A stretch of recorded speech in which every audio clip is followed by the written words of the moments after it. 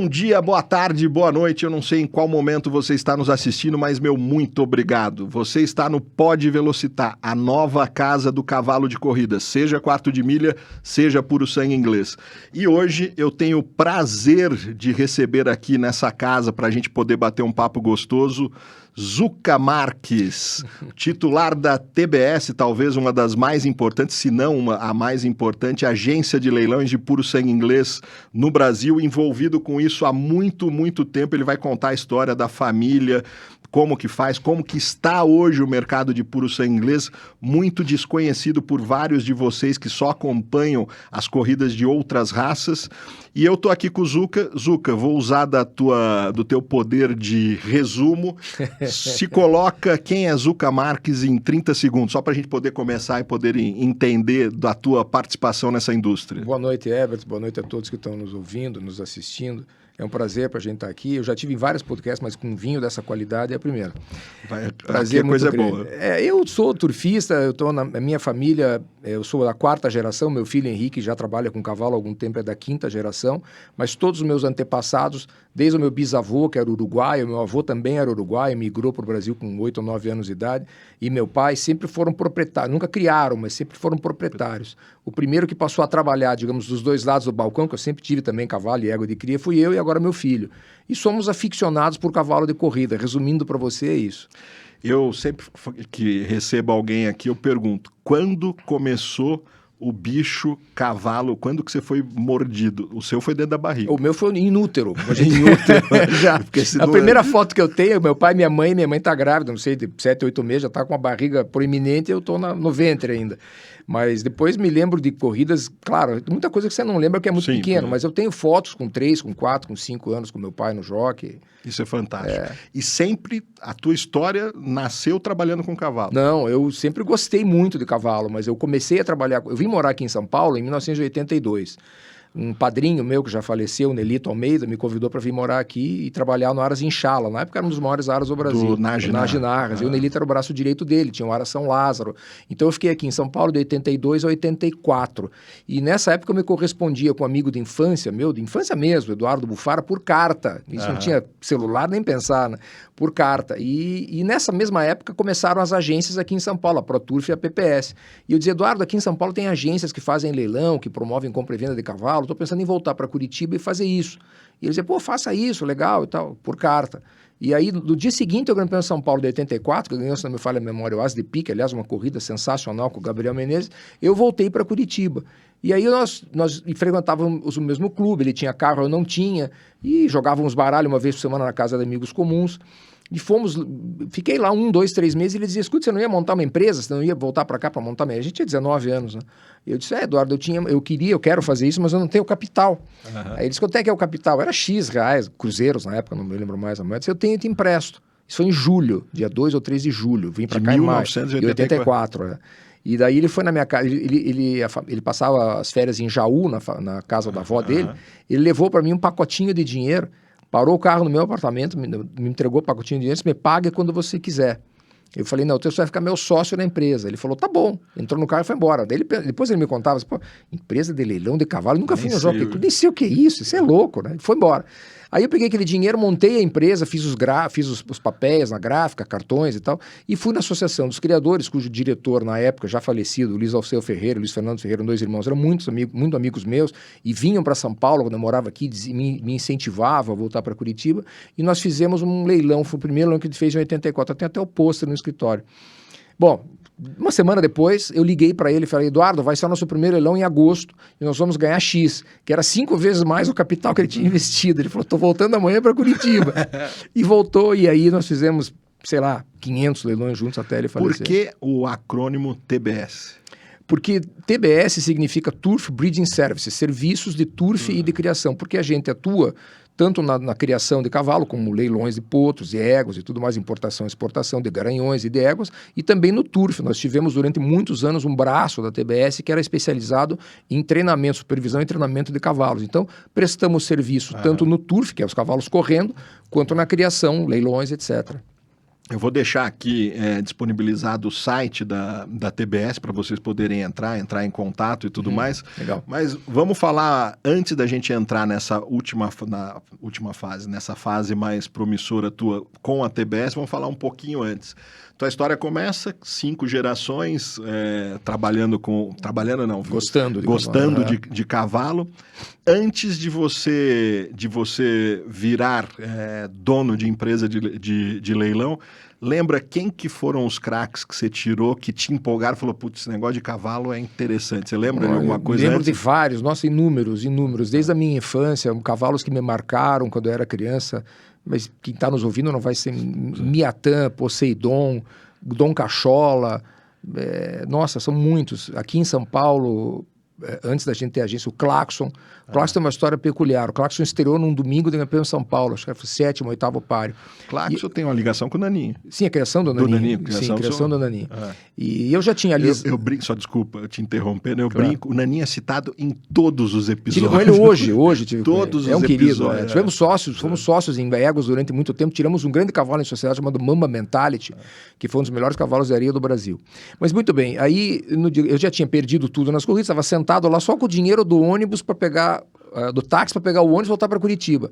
Tava cabisbaixo e tal, passou o Nelito Almeida, meu padrinho, que foi quem me trouxe para cá, e falou, o que você tá com essa cara aí? Eu digo, perdi nas corridas, só tô com o dinheiro do táxi para ir para rodoviária. Ele falou, quanto você tem? Vamos dizer que fosse dinheiro, eu tenho R$100. Então você pega esses R$100 e joga no vencedor do número 3 agora. Eu digo, mas aí eu não saio daqui, não tem... Não, se o cavalo perder, você vai na minha mesa que eu te devolvo o dinheiro. Tá bom.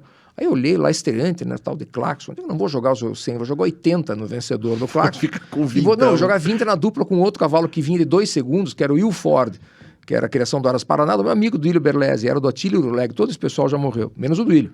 Joguei os 80 no vencedor do Claxon e os 20 na dupla com o Will Ford, montava o Jorginho Garcia, o Claxon ganhou de galope na estreia, e deu a dupla. E eu fiquei mais 2 dias em São Paulo, daí porque voltou o fluxo de caixa a ser positivo. Acabei não só não voltando para Curitiba, fiquei mais 2 dias aqui. Virei fã do Claxon, e foi um cavalo que me marcou muito em vários aspectos, e um cavalo inesquecível, o melhor garanhão nacional de todos os tempos, sem dúvida alguma. Então, eu conversando esses dias no WhatsApp com o Naninho, aí ele me resgatou algumas fotos bem antigas e me mandou do Claxon. Foi uma história. 5 anos depois disso, talvez menos, uns 4 anos depois disso, o Inchala montou uma cocheira lá em Curitiba, e nós aqui tocávamos. E o Nelito comprou do Ara São Luís. Inchala sempre como proprietário Nage. Sim. Sempre o Nage. Para quem conhece, talvez um dos maiores casos emblemáticos do mercado financeiro, Nage Narras. Um apaixonadíssimo por cavalos. Até hoje. Tem até uma história interessante que eu conheço por mercado financeiro e não pelo cavalo, que ele se junta à família Hunt, que tentam dar um corner no mundo da prata exatamente pela proximidade dos cavalos de corrida. Nelson Bunker Hunt foi um dos maiores proprietários de cavalo do mundo. Teve grandes, ganhou os 2 derbys, ganhou o Empe com o Emperor na Europa, ganhou com a Dália, Washington DC, foi um dos grandes proprietários de cavalo do mundo, fez um dos grandes leilões da história nos anos 80, na liquidação dele, o dispersal dele, foi uma coisa de louco. E aí... Isso tudo acontecendo, em 1984, você tira esse projeto, coloca para rodar, e como começa? E aí como que foi o entorno? Hoje, é até engraçado essa analogia ou essa comparação que eu vou fazer. Estamos falando do mercado de hoje. No passado, nem como eu não estava, eu não sei como que é. Hoje, dentro do mundo de quarto de milha, você tem basicamente 3 empresas leiloeiras. Você tem a MBA-GL, que talvez seja do Marcelo Balafreia, que está há mais anos. Eu iniciei comprando quarto de milha lá atrás pela MBA. Depois você tem a Star Leilões, hoje do Beto Abdala. Sim, nosso cliente. E você tem o Leiloporã do Charles. também, lá. Ponta Porã. Na parte do puro sangue inglês, eu vou falar que o mercado está dividido, sem considerar o market share de cada uma delas, está dividido TBS, a PPS e a ProTour. Isso. Exatamente. Então a gente tem até essa igualdade aí. São 3 empresas que controlam e que praticamente vendem tudo no quarto de milha e outras 3 empresas que dominam o mercado de puro sangue inglês. Nós já tivemos 9 ou 10 agências nos anos 80 no puro sangue, mas nós tínhamos 9 mil éguas. Hoje a gente está falando no mercado do puro sangue inglês que nascem quantos potros por ano? 1.600, 1.700 potros por ano. Nessa época, quando a gente começou nos anos 80, nós tínhamos 7.000 nascimentos, ou quase chegamos a ter, se não me falha a memória, 8.000 nascimentos. Mas aí cabe um dado importante, Herbert. Nessa época, a qualidade estava muito, mas muito distante do que está hoje em dia. O Julinho falou exatamente isso. É Apesar assustador. de criarmos menos hoje, muito mais qualidade. A qualidade, e aí a gente vai falar disso mais para frente, mas exatamente em função dessa qualidade que você tem um mercado exportador aquecidíssimo. Sim, hoje naquela no época Brasil. você não exportava cavalo. Quando um brasileiro levava um cavalo para correr fora do Brasil, Argentina, Uruguai, basicamente, eventualmente nos Estados Unidos, foi uma leva durante um certo período, nos anos 80, com o Eduardo Guimarães, o Alfredo Garcia, mas eles levaram, os proprietários brasileiros, levaram Pico Perdomo, foi do Uruguai. Eram levaram iniciativas daqui próprias, do Brasil. Né? Era muito raro você exportar cavalo. E era muito raro ter bons resultados. Nós ganhamos esporadicamente Pelegrines aí nos anos 50, com Escorial e tudo mais. E depois Imense, mas isso muito esporadicamente. Agora, recentemente, ganhamos até o Derby na Argentina, que era uma coisa impensável. No Uruguai, que é o nosso maior parceiro comercial, longe do segundo colocado, a gente ganha, de cada 3 classes, a gente ganha 2. A influência, a proeminência do cavalo brasileiro no Uruguai é assustadora. Isso é interessante, podemos tocar nesse assunto um pouco mais para frente, a hora que a gente adentrar nisso, mas eu que tenho essa facilidade e hoje trafego nos dois mundos, eu vejo principalmente um desconhecimento das duas classes, da turma do quarto de milha e da turma do puro sangue inglês. A turma do puro sangue inglês desconhecendo como que funciona o mercado de quarto de milha e a turma do quarto de milha de corrida não tendo noção do que acontece desses movimentos, porque todo mundo pensa, pô, problema de prêmio, isso é pontual, vamos crer que essas resoluções vão chegar nesse mercado, mas a pujança do mercado de puro sangue inglês em função do que acontece lá fora é muito grande. Então hoje o grande gol é exportar cavalo. Né? Sim, eu diria que de uns 15 anos para cá, o grande objetivo dos brasileiros, os criadores, os proprietários, basicamente os criadores, é exportar potros, né? Exportar potros que, entenda-se, o 90% vai para o Uruguai, e do proprietário depois exportar cavalos em treinamento, que também são exportados para o Uruguai, mas aí fundamentalmente o objetivo é exportar para os Estados Unidos, Hong Kong, porque aí são cavalos que ganham grupo 1, cavalos que chegam na esfera clássica com sucesso. Esses têm um mercado muito forte para o nosso valor de cavalo, né? Para eles lá para fora do Brasil, para o primeiro mundo, é peanuts. O preço de um bom cavalo brasileiro, um cavalo de primeira, um líder de geração é $300 mil, vamos dizer, pode ser um pouco mais, mas $300 mil. Isso é menos do que a média de um leilão de elite de potros chucros nos Estados Unidos. É um preço irrisório. Então, para um proprietário americano, ou chinês, ou australiano, pagar $300, $400 mil por um cavalo consagrado, ganhador de grupo 1 no Brasil, é uma pechincha.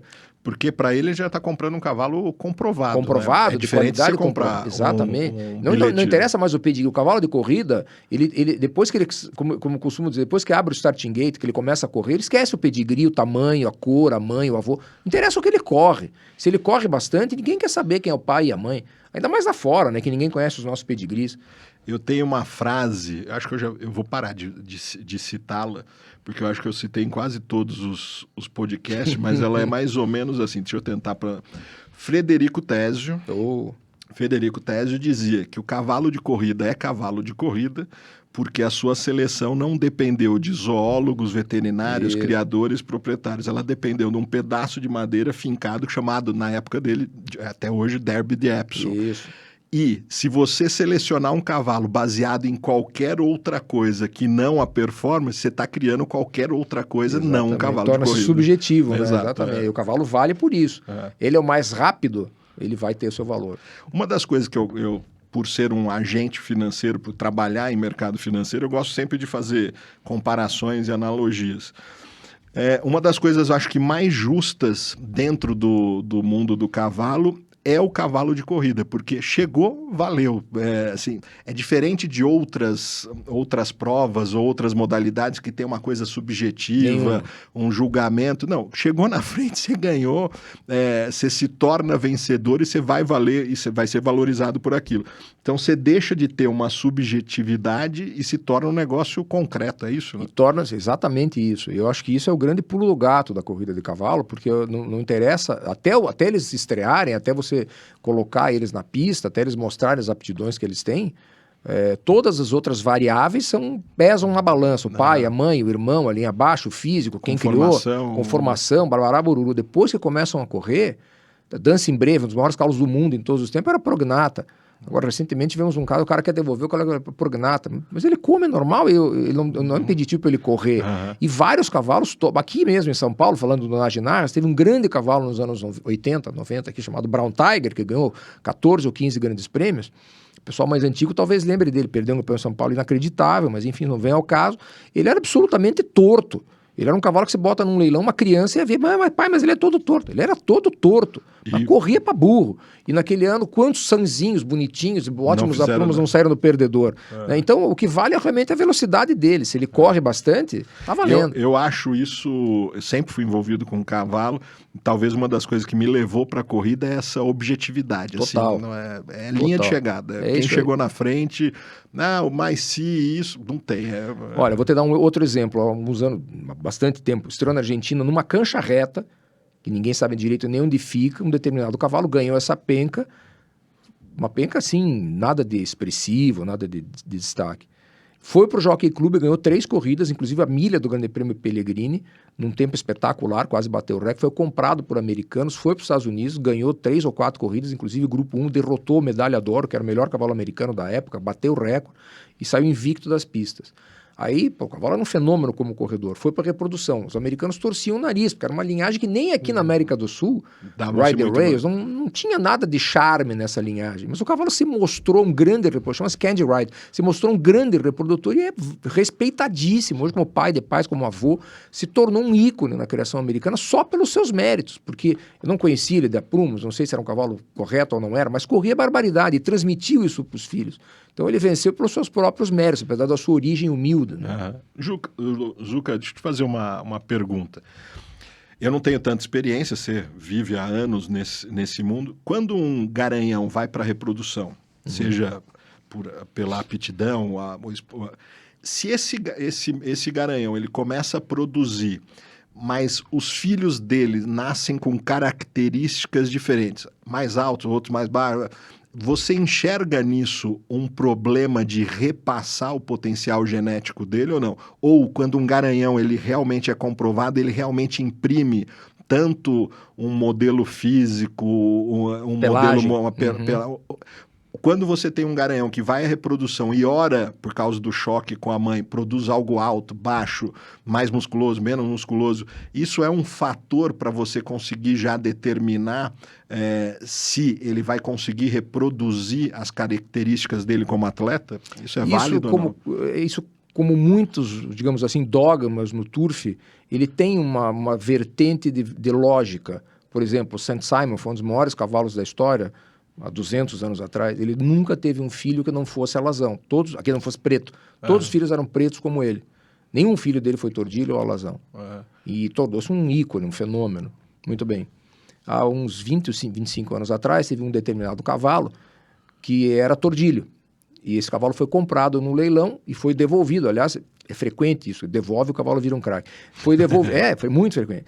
E esse cavalo foi devolvido com a seguinte alegação. Ele era filho de um cavalo chamado Sabinos, que era preto, e ele era tordilho. E o Sabinos nunca tinha dado um filho tordilho. Então surgiu o comentário de que ele era um degenerado. Ele é fora do padrão. Né? O cavalo chamava-se Old Master, ele foi quádruplo coroado e ganhou o latino-americano. Então, essa regra também tem seus... Isso tem de monte. Por exemplo, o cavalo tem que ter orelhinha pequena. Claro que esteticamente o cavalo de orelha pequena é mais bonito. Eu, ano passado, tive na Irlanda, vi a Enable, que foi uma das melhores éguas do mundo, 2 Arcos do Triunfo. A orelha dela é desse tamanho. E era uma máquina de correr, um fenômeno. Aí esse Prognata, tá aí o Dancing Brave, que era Prognata, foi o melhor cavalo que o príncipe Khalid Abdullah teve, o melhor cavalo da Judo foi o Dancing Brave. Então, o cavalo, por exemplo, a gente vê isso todo dia. Mas quanto pesa o cavalo? O proprietário, o comprador quer saber quanto pesa. Se você falar que pesa 440, o cara já torce o nariz. É pequeno. O Northern Dance era desse tamanho. O Dubai, que também vi, pessoal, é desse tamanho. Entendeu? Então, e é o melhor cavalo do mundo. O Northern Dance foi o maior chefe de raça dos últimos 100 anos. Então, todos esses dogmas de que o cavalo, a pelagem, o tamanho, São coisas... Mas um bom garanhão, ele imprime uma Ele tem uma tendência a imprimir. Algo... Por exemplo, o Cigal, foi um grande garanhão, veio inédito, nunca correu, teve um problema de tendão e transmitiu o seu problema de tendão para quase todos os seus filhos. Para quase todos. Era comum os filhos do Cigal terem problemas de tendão.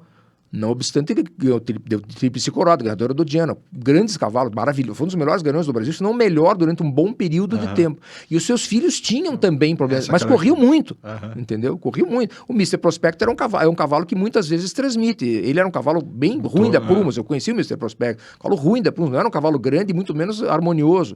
Era um cavalo com aprumos condenáveis. E muitos filhos dele também são. Mas correm barbaridade, então isso é que importa. A Notre Dame era pequena, o Mr. Prospector era torto, mas os dois domina o turf mundial há 50 anos. Então, voltamos à objetividade. Qual que corre mais? É isso que importa. Me corrija se eu estiver errado. Eu não lembro se Mr. Prospector ou Northern Dance foi nos seus últimos serviços a cobertura negociada perto de $1 milhão. O Northern Dance, sim. Cobriu por $1 milhão. O Mr. Prospector, nos últimos anos, chegou a cobrir por 500. Stormcat cobriu por $500 mil, mais recentemente. Hoje, o Dubai cobre por $400 mil, $450 mil. Uma coisa que, já que a gente fala para os dois mundos, eu sempre gosto de explicar isso, a turma do quarto de milha tem a facilidade de poder fazer a inseminação, transferência de embrião, e uma mesma égua gerar 4, 5, 6 filhos por usar receptoras, não ser gerado na sua barriga, mas numa barriga de aluguel. Então isso é possível no mundo do quarto de milha. Isso é impossível no mundo do inglês. Exatamente, eu tive uma conversa a pé de cerca em Carazinho lá, fui lá no Sprint Sales, a gente estava conversando, poxa, mas para o Brasil seria tão bom se mudasse. Gente, nós temos um problema aqui, que nós estamos desconexos do mundo. Agora, se você vê, ninguém vai mudar uma coisa que dá certo, porque lá fora isso é resultado de sucesso. Isso nunca vai mudar, Herbert, pelo seguinte, o mercado do cavalo puro sangue inglês, ele é um triângulo, vamos colocar assim, para ser um pouco mais didático, ele é um triângulo invertido. E ele se apoia basicamente no mercado de coberturas, os garanhões. O que move o turf, o que faz o turf ter a valorização que ele tem, na sua essência, são os garanhões. Então você tem hoje aí 5 ou 6 garanhões no mundo inteiro, que são os cavalos mais badalados, cavalos que cobrem entre 250 e $500 mil. 5 ou 6 cavalos no mundo inteiro. E esses cavalos cobram uma carta de monta de 100, 150 euros, um ou outro que faz duplo hemisfério, cobre na Austrália, depois volta para a Europa ou para os Estados Unidos, cobrem 200, 250, tem cavalo que cobre 300 éguas por ano, por ser inglês. Mas a base desses grandes garanhões, como o Dubai, Frankel, Tapt, eles cobrem entre 100 e 150 éguas por ano no máximo. Se você libera a inseminação artificial, acabou. Esse cavalo vai cobrir 2.000 éguas. Você vai matar um monte de outros garanhões, entendeu? E você vai diluir o preço, que não vai poder cobrar 250 ou $400 mil uma cobertura do Dubai, e se em vez de cobrir 100, das quais 80 são do Sheikh Mohammed, ele vai cobrir 2.000. O preço vai diminuir, o preço do potro vai diminuir. Quer dizer... E uma coisa que a gente tem que entender é que esse mercado lá fora dá muito certo, né? A gente tem grandes corporações, você tem dinheiro, capital privado investindo nisso. Muito. E a gente olha, costuma olhar para o umbigo e pegar e falar, em função dos problemas do Brasil, vamos tentar remodelar isso. Isso não vai ser remodelado nunca, porque é uma tese que dá certo e está dando certo, e é a recorde, em cima de recorde, ano após ano. Então, jamais eles vão mudar o modelo por causa do mercado brasileiro. Não interessa a ninguém. O modelo se baseia nisso, e disso decorre todo o resto, o preço dos potros, o preço das éguas, uma boa reprodutora ganhadora de grupo 1, tanto nos Estados Unidos quanto na Europa, quanto na Austrália, quanto no Japão, vale 3, 4, 5, 6 milhões de dólares. E por quê? Porque ela vai ser coberta com um cavalo de $400 mil e o potro vai valer 5, 4, 6. Entende? Então, esse tripé, essa equação, ela se completa. E o cara vai pagar caro por ele num leilão, como pagaram agora recentemente $6 milhões na Austrália. Por quê? Porque vai disputar páreos fantásticos, vai disputar prêmios absurdos. 20 milhões na Saudi Cup, 12 milhões na Dubai World Cup. De dólar. De dólar. Agora 5 milhões no Kentucky Derby semana que vem. Então, os prêmios compensam. Pra você ter uma ideia, o meu filho Henrique ficou 2 anos na Austrália. Quando ele chegou lá, uns 3 meses, ele falou, pai, quantas provas de mais de $1 milhão você acha que tem por ano aqui? Filho, não sei, chute. Eu falei, sei lá, umas 8 ou 10. Ele falou, 97. A cada 3 dias tem um par de $1 milhão na Austrália. Atenção, atenção. Vamos dar bastante atenção para esse detalhe. Hoje, a Austrália, talvez a terra da velocidade, uma dos turfs mais pujantes do mundo, em função de apostas e tudo mais. Repete esse dado que eu acho que é muito importante para a gente poder entender a grandiosidade do puro sangue inglês no mundo. Na Austrália, existem por ano em torno de 95 provas de grupo, 2, 3 inclusive, dotadas de $1 milhão ou mais. Fora as provas de 800, de 700, de 500. Então, tem 330 hipódromos na Austrália. Nós estamos falando de a cada 3 ou 4 dias tem um par de $1 milhão em algum lugar da Austrália. Então você pode pagar caro num potro, porque você tem essas provas todas para correr, a chance de você recuperar o teu dinheiro é muito grande. Tem uma prova de 2 anos lá de $6 milhões, Golden Slipper, que é a maior prova de potros, a maior dotação do mundo para potros de 2 anos, 1.400 metros, $6 milhões. Teu filho ficou lá um tempo? Ficou 2 anos, 2 temporadas. Isso é interessante, depois a gente vai falar. Inclusive, agora a gente teve uma negociação recente, talvez um dos primeiros cavalos vindo da Austrália. Foi ele que fez isso, recentemente. É verdade, o primeiro cavalo vindo da Austrália para cá. O Bibinho me contou essa história toda e depois eu recebi o comunicado de vocês, mas acho que é interessante a gente depois tocar nisso. Certo. Vamos falar o seguinte, você começou esse negócio lá em 1984, o mercado aquecido, as coisas acontecendo. Como foi a evolução? Eu vejo uma grande diferença de vocês, me corrijam se eu estiver errado, mas eu acho que talvez a TBS, a agência de vocês, talvez é a mais ativa no mercado de exportação de cavalos. Ah, sim, sim. Como começa essa relação? Como que o mercado mundial começa a se interessar pelo mercado brasileiro? Óbvio que isso você mesmo já contou, pelo material genético, que no passado não era tão significativo, foi melhorando. Mas como começa? Me conta essa história. Como que, quando você recebeu a ligação do um sheik, ou estou interessado num cavalo do Brasil? Como tudo no Brasil, você tem que ir atrás, né? Aqui as coisas não caem no nosso colo, e lamentavelmente, mas é assim que tem que ser. Bom, eu viajo muito no Brasil e fora do Brasil. Vou pelo menos 2 vezes por ano para o Uruguai. A gente já teve, a TBS teve lá, chegamos a ter 8 éguas de cria no Uruguai. E tem uma proximidade com o Uruguai, porque meu avô era uruguaio, eu falo espanhol, enfim, tenho grandes amigos lá. E claro, você vai 1, 2, 3, desde 2010 a gente faz leilão, participa de leilão no Uruguai, divulgando aqui no Brasil, já levamos compradores para lá, isso cria uma identidade, cria um vínculo, e desde que a gente começou o leilão internacional, que esse ano fez 10 anos, que o juiz, porque quando a gente teve a ideia de fazer o leilão internacional, nós tínhamos que ter uma pessoa que selecionasse os potros. E qualquer profissional, por mais qualificado que eu pegasse no Brasil, ele teria ligação com A, B ou C. Ou mais de um. Você teve que pegar alguém isento. Ou pegar alguém de fora. E trouxemos o doutor Nicolás, que é um veterinário respeitadíssimo, com vários cursos, palestras. Deixa eu só fazer uma parte, porque já que, de novo, a gente tem a turma do quarto de milha que não entende. A TBS, ela tem um leilão que dura 3, 4 dias? 4. 4 dias. Isso não existe no leilão de quarto de milha, que é chamado de leilão internacional de seleção, onde eu falo com você constantemente, vocês rodam todos praticamente aras do Brasil com esse uruguaio. Isso. Eles selecionam o que pode e o que não pode entrar nesse leilão e dá nota para isso, é isso? Exatamente. Quando a gente começou 10 anos atrás, nós víamos naquela época, vamos dizer, 100, 150 potros, ele os classificava de 1 a 5 estrelas. Uhum. E entravam no leilão como entra em qualquer lugar do mundo. Se você for na Inglaterra, nos Estados Unidos... Tem 4.000 cavalos, os lados, tem os fraquinhos no final também, né? Lambari também é peixe, então tem os cavalos a todo preço. Mas aí, como começou a crescer o leilão, a gente começou a selecionar. Então, depois de uns 2 ou 3 anos, nós começamos a cortar os de 1 e 2 estrelas e destinávamos esses para outros leilões não selecionados. Ficavam só os 5, 4 e 3. Esse ano, 2025, como foi o 10º ano, e algumas pessoas criticavam, com crítica construtiva, pô, Zuca, entra um potro lindo de 480 aqui, depois entra um tortinho de 390 e tal, 3 estrelas. Nós resolvemos fazer só 4 e 5. E tivemos Então, no leilão internacional hoje, você tem 2... Só entra potro 4 e 5 estrelas na classificação do Nicolás, que não trabalha para nenhum aras brasileiro, é amigo de todos, tem há 10 anos aqui, nós ficamos 12 dias viajando, geralmente somos em 5 ou 6 que vamos, mas só ele decide, ele é o único que dá nota, eu nunca influo, nunca digo, esse é vale, esse... Não, eu deixo ele trabalhar... Vocês rodam tudo, olham todos os 40, potros... 50 aras todos os anos, a gente olha, esse ano olhamos 325 potros, ele selecionou com 4 e 5 estrelas 162, e dos quais 157 entraram no leilão. Uhum.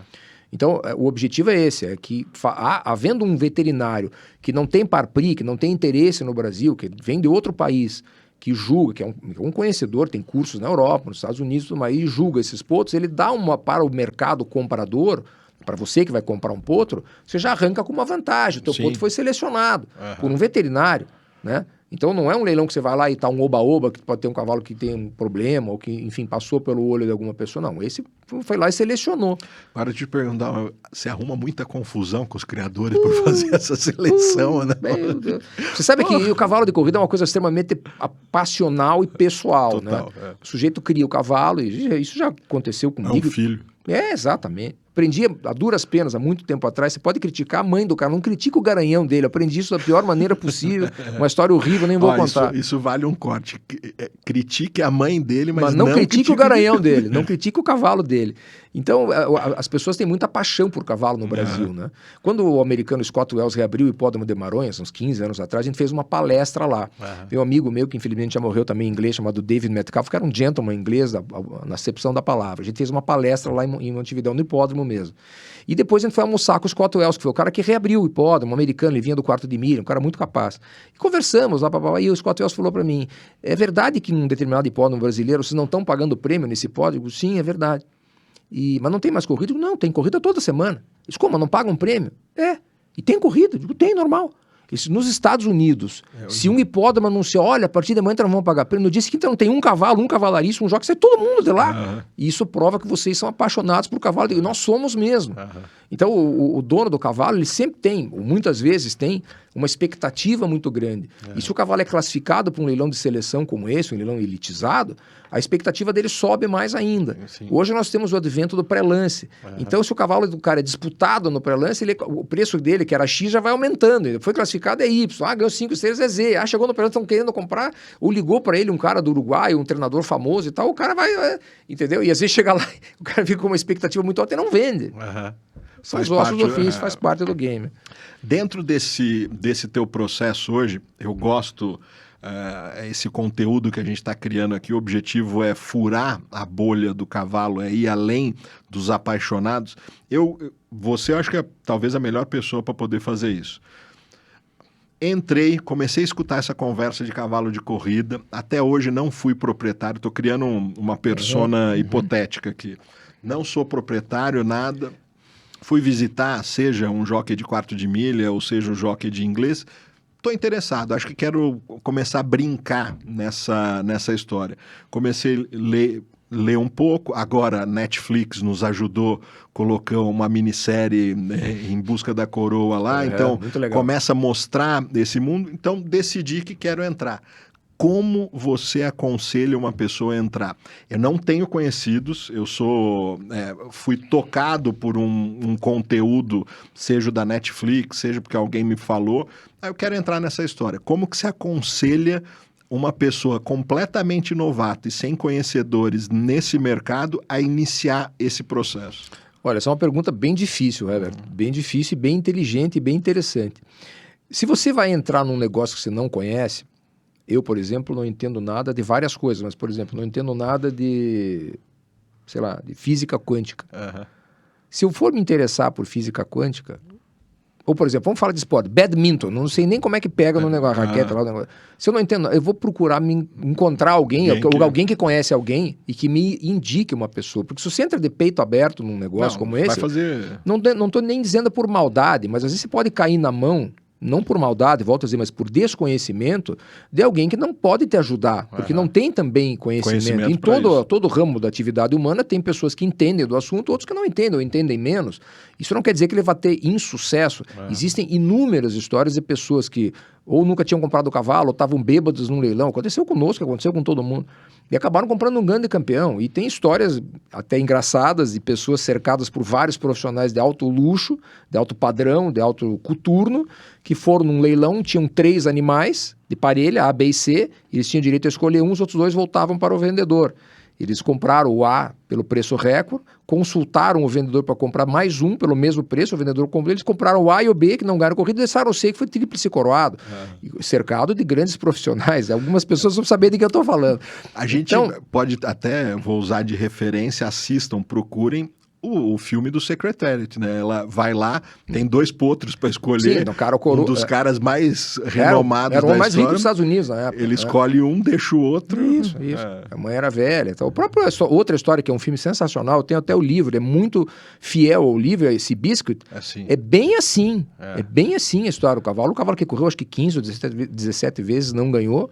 Aí um sujeito comprou, trocou de treinador e o cavalo se transformou num ícone na época da depressão americana. Então, isso requer, como muitas coisas na vida da gente, requer um pouco de sorte. Mas eu indico para uma pessoa que não é do ramo ou que não conhece ninguém, procure na medida... Você pode ir no leilão sem conhecer comprar um cavalo excepcional, como já aconteceu com muita gente que eu conheço. Mas é muito mais fácil, você diminui a tua margem de erro se você conhecer... Você conhece alguém que está no turf? Não, mas o fulano conhece. E aí tente chegar em alguém... Você acha que o caminho seria essa pessoa se apoiar num treinador e esse cara aconselhar ela ou desvendar esses primeiros passos ou não? Olha, no Brasil, Herbert, como a gente vê em muitos ramos da atividade geral no Brasil, reina um amadorismo, infelizmente. Né? No Brasil as coisas não são como são lá fora. Até por isso que a gente não tem nem o turf, nem o mercado que eles têm lá fora. Lá fora isso é muito específico. No Brasil, não. No Brasil todo mundo faz de tudo. Então, você pode ter uma assessoria de um treinador, ou de um veterinário, ou de um agente, ou de um criador, ou de um proprietário que está muito tempo no ramo. Por exemplo, João Carlindo. Não era veterinário, foi treinador durante pouco tempo, depois foi criador, foi proprietário, foi jockey. Mas tinha um olho clínico para cavalo, isso não está à venda em lugar nenhum. Você não tem como... Não tem como você saber. Mas era um iluminado, o cara teve uma quantidade de cavalos bons excepcional. E quem se juntou a ele, ou quem pegou essa onda, quem surfou nessa onda como sócio, amigo dele, se deu muito bem. Saíram daí inúmeros, Empire Day, Alpine Sky, vários cavalos de alto padrão. Era uma pessoa que tinha um olho clínico muito... Dos que eu conheci no turf, conheci muitos nesses 43 anos, era a pessoa mais, vamos dizer, iluminada para escolher cavalo. E existem João Carlindos por aí? Existem, são poucos. É como o Zico no futebol, tem poucos, né? Mas você procura encontrar alguém que seja correto, em primeiro lugar, né? Idôneo. Tem que ser correto, idôneo, e que tenha um certo conhecimento que você vai errar menos do que se você chegar lá de peito aberto e vou escolher pela cor. Aí você vai entrar pelo... Pode não entrar, mas provavelmente entrará bem, né? E é uma arte dificílima essa, né? De se reconhecer. Essas histórias de você eliminar da sua escolha um cavalo por um pequeno detalhe, não vou nem chamar de defeito, e depois descobrir que aquilo virou um craque. Recentemente, um amigo meu, um grande amigo meu de Porto Alegre, no ano passado, comprou uma potranca num leilão. Não vamos citar nomes para não causar constrangimentos. Comprou a potranca no leilão e devolveu a potranca. Depois foi examinada e acharam um defeito qualquer, devolveu. A potranca correu 4 e ganhou as 4. É líder de geração, Porto Alegre, está invicto. Cadê ela corre? Ele me diz, pô, Zuca, acontece. Né? E aí são vários casos. Então, muitas vezes o que você vê na teoria não é o que acontece na prática. Isso sempre pode acontecer para um lado e para outro. Tem histórias de éguas compradas para montaria, que o sujeito levou para a chácara dele, que era um espaço de 30 metros quadrados para montaria, igual começou a engordar. O cara ficou assustado, voltou no Jockey Club, perguntou pro treinador, pô, essa égua que você me vendeu para montaria tá cada vez mais gorda. Pô, por que é isso? Então você mandou um veterinário, tá prenha. Pô, tá prenha, e agora? Não, deixa nascer. Nasceu o potranca. Aí o cara falou, tô com a potranca lá. Eu falei, deixa ela crescer, daí traz para cá que a gente doma e corre. Virou uma égua que ganhou o Grande Prêmio 25 de janeiro, que é a principal prova de correu latino-americano no Chile. Uma égua que ia ser que foi vendida para... Isso, vendida para montaria, chamava-se Pararaca. E o produto chamava-se Alamix, e o pai chamava Scandix. Ninguém que está nos vendo lembra nem do Scandix, nem da Pararaca, mas a Alamix foi a melhor égua do Brasil, correu latino-americano, ganhou a seletiva dos melhores cavalos brasileiros. Dizem até que foi criada comendo casca de banana num fundo de quintal. Naquele mesmo ano, 1.000 ou 1.500 potros foram criados comendo do bom e do melhor, com pai maravilhoso, mãe maravilhosa, assistência veterinária de primeiro mundo. Essa comia casca de banana no fundo do quintal e foi a melhor de todas. É engraçado como o turf nos presenteia com muitas histórias assim. dessas. Né? No caso do Cibisco. Exatamente. E outros tantos, né? Outros tantos. Mas vamos voltar lá, porque a gente vai entrar nessa seara de como está aquecido o mercado brasileiro para exportação. Você estava lá, você tem o teu relacionamento com o Uruguai pela isso, mas como começa os primeiros contatos, teu filho viajando, eu queria entender como começa esse processo mais fora de América do Sul, para fora. Bom, eu sempre que viajo, gosto muito de viajar, sempre que eu viajo, eu procuro atrelar a parte, vamos dizer, de lazer social da viagem, alguma coisa de cavalo. Eu gosto de cavalo na essência, de qualquer jeito. Então eu já viajei para muitos lugares e vi corrida em muitos países, mas muitos países mesmo. Alguns países vi leilão, mas leilão é mais difícil, tem que encaixar a temporada. Tá? Mas corrida, às vezes até hipódromo fechado eu já fui para conhecer. E sempre que eu faço uma viagem como essa, eu procuro antes saber o que tem de turf lá, quem que eu posso conhecer. Assim, eu conheci muita gente que abriu muitas portas e conheci muita gente com as quais depois fiz negócios. E isso cria um vínculo, e esse vínculo às vezes se transforma em outros negócios. Pessoas que você conhece hoje vendem um cavalo, indica outro, depois outro, né? Isso fez com que a gente exportasse muito para os Estados Unidos, para Dubai. Quando tinha o voo direto do Brasil para Dubai, a gente exportava bastante para lá. Hoje se exporta muito para Hong Kong, nós já exportamos um cavalo para Hong Kong. Tirando América do Sul, quais são os grandes mercados compradores de atletas brasileiros? Potro chucro, potro inédito, como nesses leilões que tem agora até maio, junho, 90% é Uruguai. Tá. 90%, vai alguma coisa para a Argentina, vai alguma coisa para o Paraguai, vai alguma coisa para sindicatos, o Henrique, meu filho, fez um sindicato com irlandeses e australianos, mas vão ficar no Brasil os cavalos. Se forem bons, vão ser exportados. Mas deixa eu fazer uma observação aqui. É engraçado isso dessa palavra, e para quem é de fora poder entender, os syndicates ou sindicatos não tem nada a ver com esquerda. Não tem absolutamente nada. Muito na verdade, contrário. essa palavra poderia ser trocada por um fundo de investimento. Né? Um condomínio, mas essa é uma nomenclatura muito usada quando se reúne um grupo de pessoas e injetam dinheiro para comprar um grupo de cavalos e correr defendendo as cores dessa farda. Isso. O mercado internacional acabou sugestionando ou escolhendo o nome de syndicate. Então você tem vários sindicatos que nada tem a ver com a esquerda, que nada tem a ver com exatamente isso. Ao contrário. Exatamente ao contrário. Então, quando você escutar essa palavra syndicate, na verdade, traduza ou entenda como um fundo de investimento, um grupo de pessoas que aportou dinheiro para comprar. É isso mesmo, é assim que funciona. E isso minimiza o teu risco e maximiza a tua chance. E outra, né? Não é porque o cavalo passou na linha de chegada ganhando e você tem 10% que você vai pular mais baixo, né? Não, você vai pular igual. Você vibra como se fosse dono de 100%. Igual. Nos Estados Unidos isso é tão profissional como tudo lá, que tem sindicatos que tem 2.000 sócios. Exato. Então o cara paga $100 por mês entre o preço, compra um cavalo caro, por $100 por mês pelo cavalo e mais a manutenção do cavalo. E quando vai correr, o cara vai lá e vibra, é meu cavalo. E é mesmo. E é mesmo. Né? Não é porque... Se você tem uma ação do Vale do Rio Doce, do Banco do Brasil, você também você sobe e você ganha dinheiro também. E você minimiza o teu risco. Né? Exato. Eu acho essa uma das opções mais inteligentes para pulverizar isso. Sim, porque geralmente você tem várias pessoas e aí certamente tem alguém que é ligado a gente da área para te assessorar melhor e tudo. Né? Eu brinco, é isso mesmo. O cavalo vai ganhar, não é porque você tem 0,10 dele ou 10% ou 100%, você não vai deixar de pular, você vai vibrar igual. Claro que vai, lógico. Se você torce pro Flamengo e ele ganha o campeonato, você tem 1 dos milhões de torcedores, você vibra do mesmo jeito. Aí você falou do Uruguai, mas aí suas andanças todas internacionais, aí começa a aparecer. Quando que você acha que o mercado brasileiro de produtores, não estou falando de potros, de atletas, começa a chamar atenção ou essas portas começam a se abrir para compradores internacionais? Isso já tem algum tempo, Herbert. Eu diria para você que pelo menos uns 25 anos nós começamos a mandar no começo. O São José Expeditos, por exemplo, foi o maior aras brasileiro de todos os tempos, mandou animais como Saifon, Virginie e outros para os Estados Unidos, correndo com a sua própria farda lá. Bancando. Esses cavalos ganharam vitrine. Sim, ganharam o Gold Cup, fez segundo. O Saifon fez segundo na Dubai World Cup. E isso vai mostrando para o mercado americano que o cavalo brasileiro é viável. E é mesmo. Teve um cavalo até criação do Julinho, que teve aqui no teu programa, chamado Hard Buck, que fez segundo no King George. O King George é a maior prova de turf para cavalos de 3 e 4 e mais anos do mundo. E da Inglaterra, sem dúvida alguma, um par de uma importância fundamental no puro sangue inglês. E esse cavalo fez segundo. O cavalo brasileiro fez segundo. Outro cavalo brasileiro, o Glória de Campeão, ganhou a Dubai World Cup. Outros cavalos brasileiros ganharam provas de grupo 1. Vamos fazer uma outra observação. Ganhou Dubai World Cup, uma prova de quantos milhões de dólares? Na época que o Glória de Campeão ganhou, acho que foi $6 milhões. Hoje? Hoje, 12. Então nós estamos falando de provas no puro sangue inglês espalhadas no mundo afora de bolsas altíssimas, né? Por isso que, sem sombra de dúvidas, é a raça que domina o mercado de corrida mundial. Não Sim, de preço de cavalo, sim. O Galileu, que morreu uns 3 ou 4 anos atrás, ele valia mais do que o Cristiano Ronaldo e o Messi juntos. É uma reportagem, você deve ter visto isso, né? Sim, o cavalo sim, que vale sim. mais do que o Cristiano, valia 220 milhões de euros.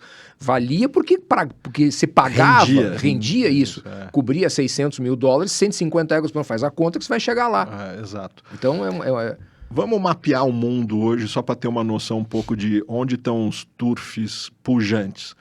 Você fala Ásia, você dividiria em Hong Kong? Depende de que enfoque você quer dar. O mundo tem 4 pontos cardeais de turf. Estados Unidos, que é o maior deles há muito tempo, e ainda é.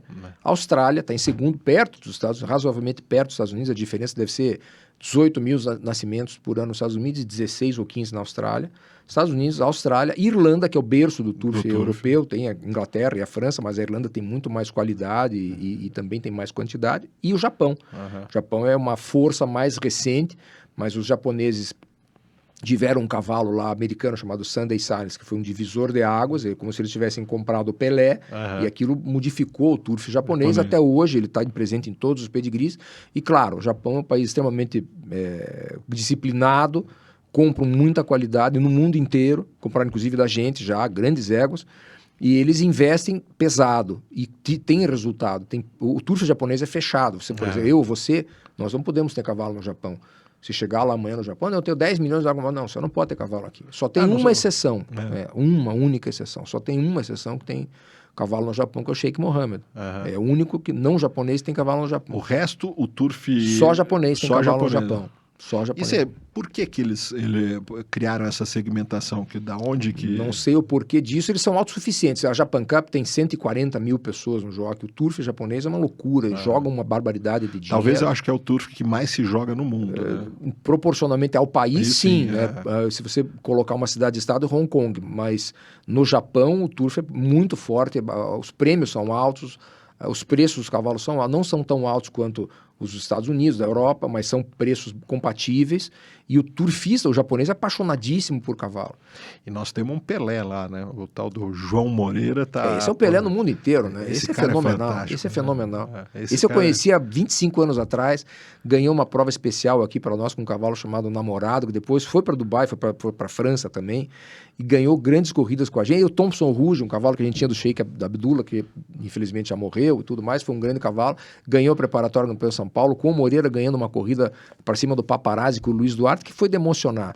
Então eu conheço o Moreira há muito tempo, e ele é um dos jockeys mais bem-sucedidos do mundo, e dos mais famosos do mundo, e dos melhores em termos de qualidade técnica do mundo. Eu digo a você que o mais raro é que o caráter dele, a humildade dele, ele continua a mesma pessoa que ele era 25 anos atrás. Eu conversando, não faz muito tempo, com o Jair Bala, do jockey, e ele me conta a história de como o Moreira começa. Ele foi desacreditado.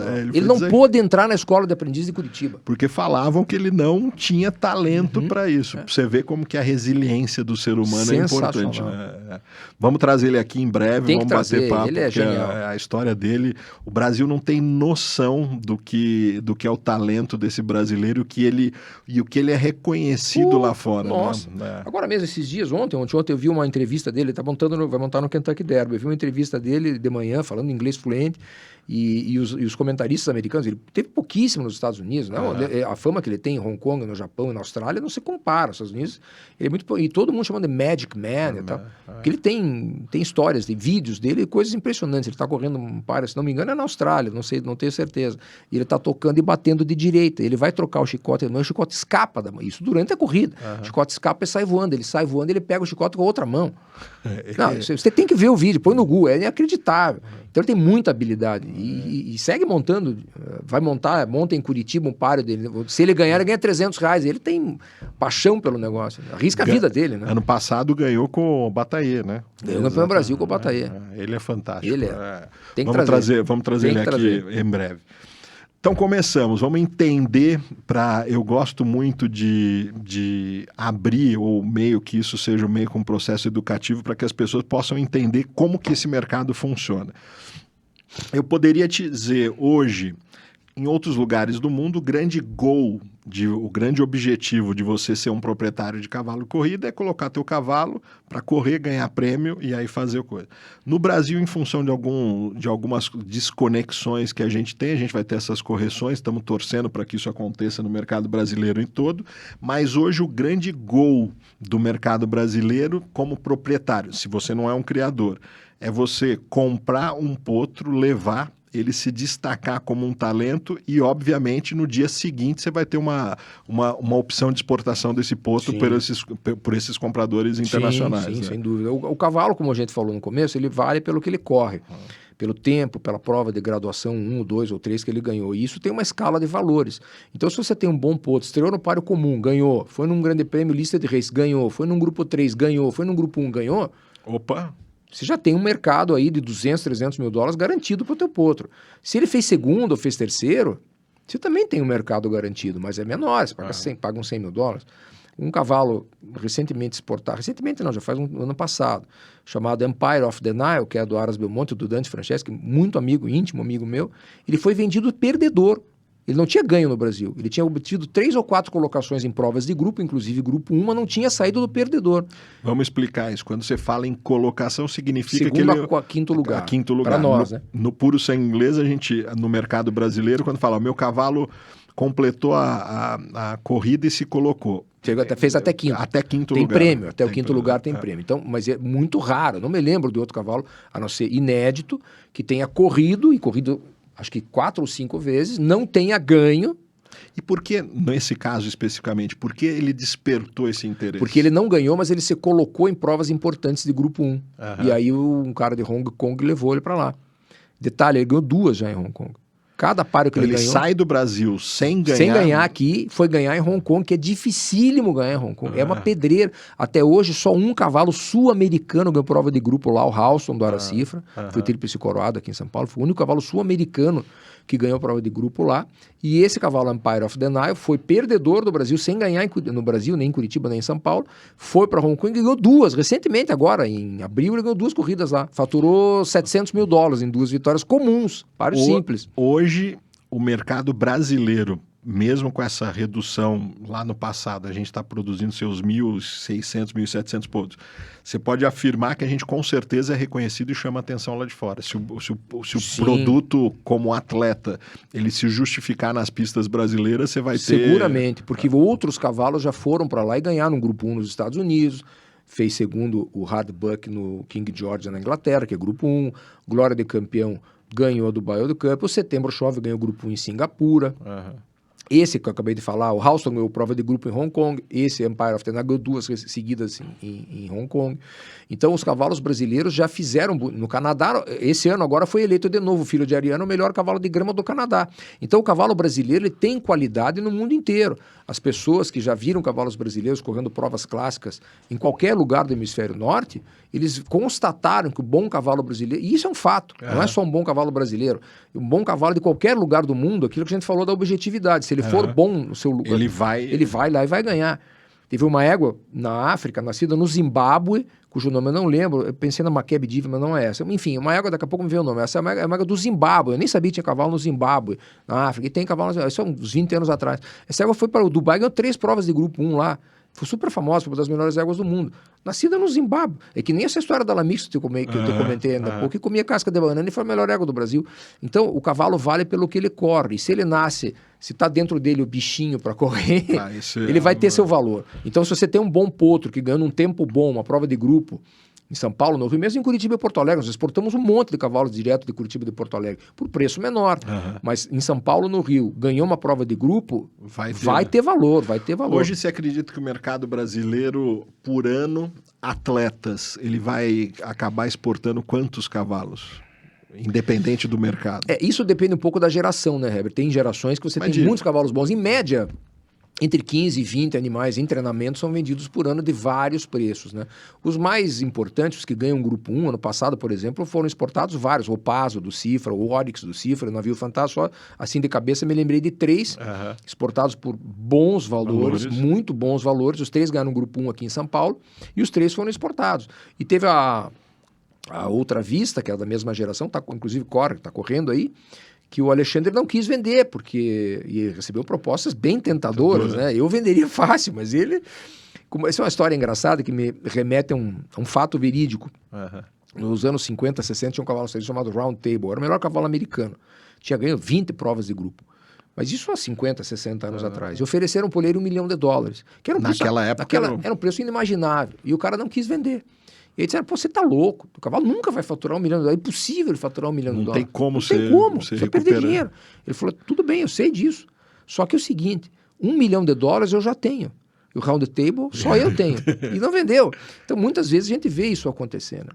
Então, agora, um bom cavalo tem seu mercado. Às vezes não é vendido porque esbarra no preço. O proprietário brasileiro superestima por vaidade, por paixão, porque isso sobe na cabeça. Eu sei porque eu já passei por isso. Apesar de eu estar dos dois lados do balcão, e apesar de eu defender essa tese com veemência, eu já passei por isso. Eu tive uma égua uns 8 anos atrás chamada Explicação, que foi tríplice coroada no cristal, e me ofereceram um excelente dinheiro, e eu e meu sócio conversamos e resolvemos não vender. Foi um péssimo negócio.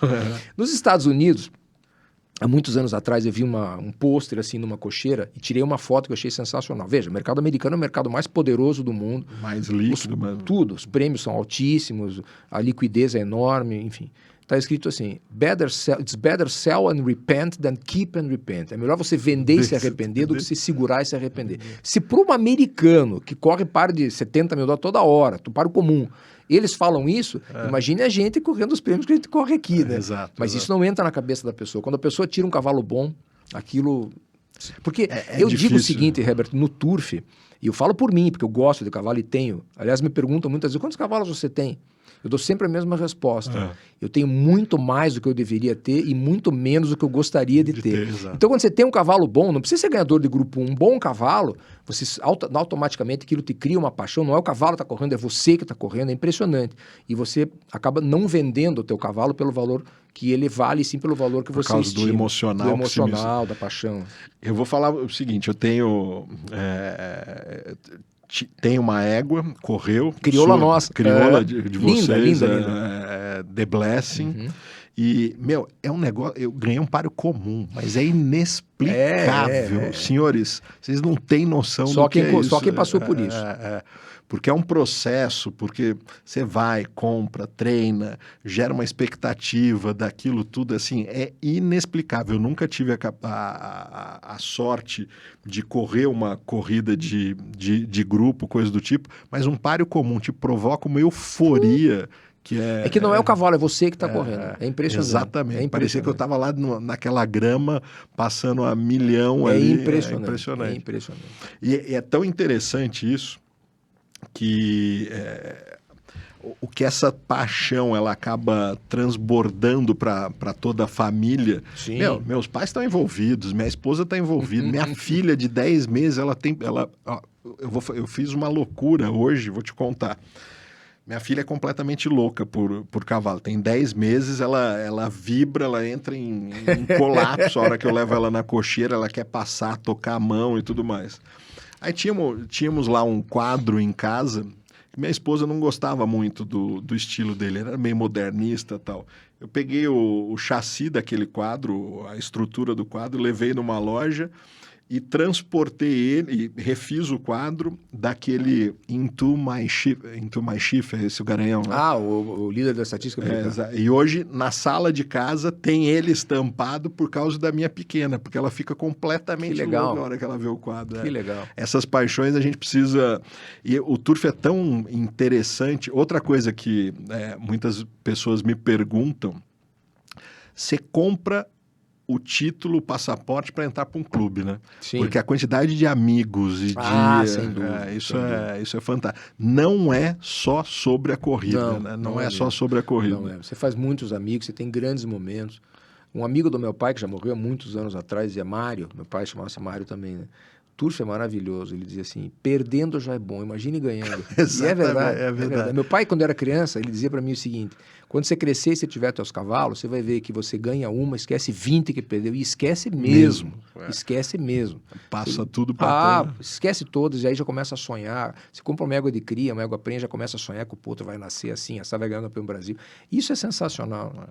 Outra coisa que eu aconselho muito, hoje a gente vai até tocar nesse assunto, mas a grande maioria dos leilões são virtuais, mas eu acho que tem um processo muito gostoso de fazer para quem quer adentrar nisso. Primeiro é ficar conectado nas agências leiloeiras de vocês.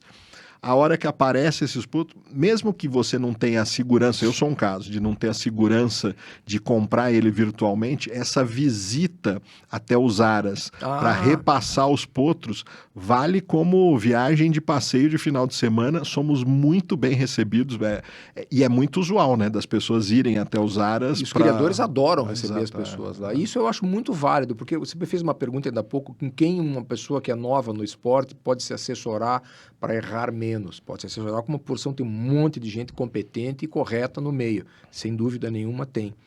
Mas, como eu te dei também o exemplo há pouco, nem se você se fosse tivesse à venda, se você se cercasse de profissionais infalíveis, não tinha graça nenhuma. Era fácil. A Kumar e o Sheikh Mohammed ganhavam todos os grandes prêmios do mundo e não ganham, nem perto disso.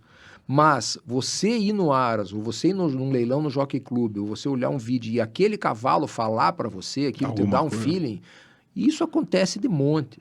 Então, é muito comum. Eu já vi inúmeros casos de pessoas que não têm conhecimento técnico nenhum, nem de pedigree, nem de conformação, nem de genética, nem de nada, nada. E vão no leilão e escolhem o craque. E outros super profissionais, cercados de grandes profissionais, vão no leilão e escolhem cavalos muito mais caros e não tem resultado. Então, você ir no ar... É a magia do negócio. E aí que está a graça da coisa. E preço também não faz cavalo. A gente já cansou de vender cavalo caríssimo que nem chega a correr e já cansou de vender cavalo barato que ganha grande prêmio. Então, você ir no ar, você pegar o catar, esse aqui está no ar, está perto daqui, vou ali pegar o carro, liga lá. O criador vai adorar receber você no Aras. Vai te mostrar o Aras todo. Isso é muito prazeroso. Quem cria cavalo de corrida, o dono do Aras, o Aras é a segunda casa dele. Então, a gente vai todo ano eu vou em milhares é exagero, mas vou em 70, 80 aras por ano, em vários eu vou 2 vezes, 3 vezes até. A gente é super bem recebido. Eles gostam muito de receber, gostam de mostrar todo o plantel. E aí eu acho legal que a pessoa faz um passeio diferente e olha os animais. E às vezes aquele cavalo te fala alguma coisa, né? te chama atenção por alguma razão. E às vezes está ali o bilhete premiado. Eu tive essa experiência tanto no mundo do puro sangue inglês quanto no mundo do quarto de milha, assim, e é muito prazeroso essa recepção, assim, os criadores, os proprietários dos aras recebem com calor e gostam de contar toda a história, de demonstrar, eu acho fantástico. Às vezes você tem até sorte, come um churrasco maravilhoso, toma um bom vinho, como nós estamos tomando. No meu caso, todas as vezes que eu fui me receberam muito bem, a culinária foi muito bem-vinda. Isso é bem de praxe do puro sangue inglês. Eu acho que vale a pena para quem está interessado em entrar nesse mundo. Eu vou de novo deixar aqui nesse vídeo o site de todas as empresas de leilão. Entrem, procurem saber, mandem e-mail, entrem em contato, tem o telefone lá, porque eu acho que eles são a melhor maneira de te introduzir nesse processo todo. E tem muita coisa interessante. Zuca, de novo, o cara começou, quer entrar, me conta um pouco, porque no Brasil tem isso, estamos falando para gente que não entende desse mercado e que está entrando nesse mercado agora. Existe uma safra, um período que se vende os potros. Conta isso, explica e por que desse negócio da temporada de monta. Então, se você quiser entrar para comprar um cavalo esse ano, que vai estrear o ano que vem, os leilões vão estar concentrados provavelmente no primeiro semestre do ano. Sim. Explica um pouco dessa dinâmica e conta a tua história da TBS. Quais são os grandes leilões que vocês fazem pensando que o cara está querendo comprar um potro? Depois a gente pode falar até dos leilões de treinamento. Sim, vamos dizer assim, a melhor entrada, a maior chance de você comprar um grande cavalo é nos leilões de potros yearlings, potros de sobre-ano. Que são inéditos, né? Que são inéditos, não estão nem domados, tudo bilhete fechado. Né? Passaporte genético que você está comprando. Exatamente. Né? E esses leilões, a temporada de leilões, antigamente começavam em julho, mas tudo se antecipou e também a criação nossa nossa, não, no mundo inteiro, hoje ela é muito focada na velocidade e na precocidade. Claro, quanto mais cedo você tiver o teu cavalo correndo e ganhando, melhor. Então, hoje a temporada forte de venda de potros começa em fevereiro ou março, final de fevereiro começa em março. O primeiro leilão do ano sempre é o leilão do Aras Alves Teixeira. É um leilão que baliza o mercado e tem balizado super onde bem. Eu te conheci. Onde nós nos conhecemos. Aquele leilão é um leilão que demonstra como vai ser o resto da temporada. Felizmente, ele tem sido todo ano muito bom. E o resultado dele é excepcional também. Criam super bem, tem 2 garanhões maravilhosos, que isso é a chave do sucesso. Eles têm a receita do sucesso. Eles são donos de uma fábrica de ração, então eles alimentam muito bem os bichos. Os animais são super bem condicionados, são lindos fisicamente, são poderosos e tudo mais. Seu João e Fernando, em breve, vocês aqui, a gente vai bater um papo muito legal. São gente da melhor qualidade. Então, esse é o primeiro leilão de potros, faz uns 6 ou 7 anos que é o primeiro leilão de potros do Brasil, ou é no final de fevereiro, ou na primeira semana de março. Perdão. Começa aí. E aí, já na sequência, vem outros leilões de potros que vão até junho. O grosso do mercado se concentra em números redondos, março a junho. Aí estão todos os leilões fortes de potros do ano. Quer dizer, quem quer entrar no turf, quem quer comprar um potro para eventualmente ganhar um derby no Brasil, exportar, como você falou, é entre março e junho. Então vamos só explicar. Nesse março e junho, ele vai ter a possibilidade de comprar potros que ainda não foram domados, bilhete fechado, escolher lá, vai ver o que lhe agrada. Esses potros, ele compra, vamos pensar, estamos em 2025, ele comprou esses potros esse ano, esses potros vão começar a correr para esse novo proprietário quando? Eles podem começar a correr na cancha reta em dezembro, aqui em São Paulo tem um páreo em dezembro, que é o precoce. Que seria a estreia desses estreia potros. Da geração. Oficialmente, eles começam a correr em janeiro. Tá. A geração, mas tem esses páreos extraordinários. O primeiro grande evento anual que tem é o Turf Gaúcho, que é dia 17 e 18 de janeiro, que é uma penca a mais tradicional do Brasil, prêmios ótimos, deve ser 400 mil ao ganhador, fora o jogo, né, que as pencas, você sabe, movimenta muito em jogo. Desculpa. Então aí começa, vamos dizer, o fervo começa entre 15 e 20 de janeiro com o Turf Gaúcho. Depois tem a Copa BCP. Uma bela festa, né? Muito legal. 2 dias de corrida, 3 dias de festa. Vale ir lá para Porto Alegre, vale conhecer E a recepção dos gaúchos é fantástica. Sensacional. E depois tem alguns outros eventos pontuais, como a Copa BCP CC Velocidade, que é da Associação dos Criadores, Julinho deve ter comentado com você, que é a maior dotação da América Latina por 2 anos, em torno de 800 mil. Tem seletivas em Porto Alegre, Curitiba, São Paulo e Rio. É final, um ano no Rio, um ano aqui em São Paulo, que é também um sonho para o proprietário, que valoriza muito o cavalo. Esse ano ganhou o Dante Franceschi, o Aras Belmonte. Depois tem o Turf Paranaense, que já foi similar ao Turf Gaúcho, com muitos anos parado. Agora o Paulo Pelanda reativou o Turf Paranaense, é outra festa similar ao Turf Gaúcho, também muita qualidade, que é em março. E aí tem o circuito da cancha reta, que são hipódromos não oficiais, mas que tem movimento de aposta e prêmios muito bons. Carazinho, Alegrete. Palmeira das Missões. Palmeira das Missões. Existe um circuito grande e essas pencas tem a cada 15 dias, tem uma penca dessa. Eu, de novo, tô trafegando nos 2 mundos, no puro sangue inglês e no quarto de milha. Por que que o Brasil foi dividido, vamos falar das pencas, você consegue fazer essa análise?